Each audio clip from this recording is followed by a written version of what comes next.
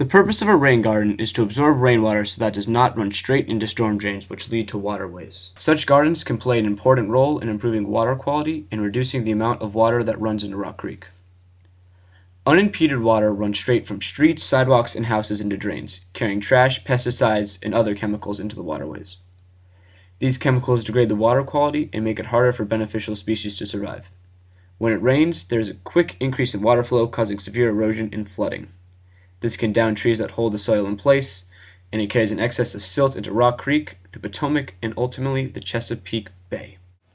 Before the rain garden was planted, the area was covered with grass that would be quickly saturated by runoff from the surrounding sidewalks. Hi, I'm Beth Mullen. I'm the Executive Director of FORCE, Friends of Rock Creek's Environment. In 2009, FORCE got a grant from the DC government to help educate district residents about what they can do to protect their local creeks.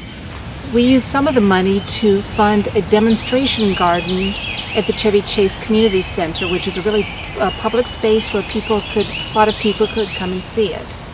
This rain garden took about 3 days to construct. The first day was just preparing the soil and digging the hole. It's a large rain garden, so that it takes a little bit longer than it might in a private home. The second day was doing the landscaping. On the third day, volunteers came and planted the shrubs and the flowers that make the garden so beautiful.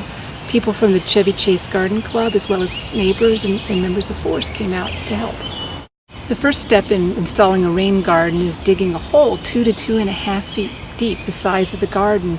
You remove the soil, then you mix it with organic matter so you can get a much spongier material that can soak up the rainfall whenever there's a storm.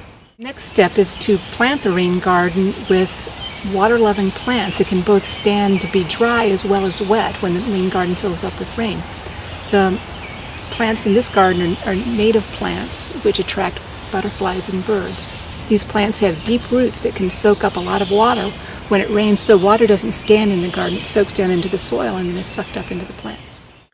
When a rain garden is built, the majority of water is used by plants instead of rushing down the creek. This improves the habitat for all the animals that live there and allows us to continue to enjoy their presence. They are a solution that is easy to construct, and they truly do make a positive impact.